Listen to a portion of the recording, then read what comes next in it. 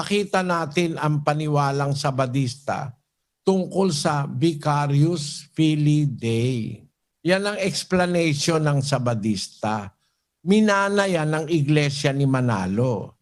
Minana rin naman yan ng nagturo sa akin nung ako'y bata pa. Ito po yun.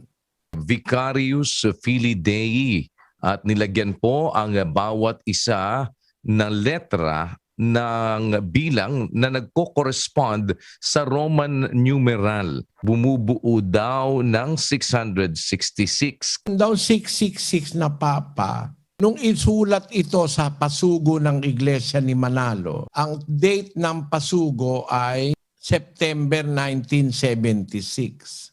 Kung siya yung katuparan nung 666, bakit itong papang ito ay hindi nakagawa ng New World Order?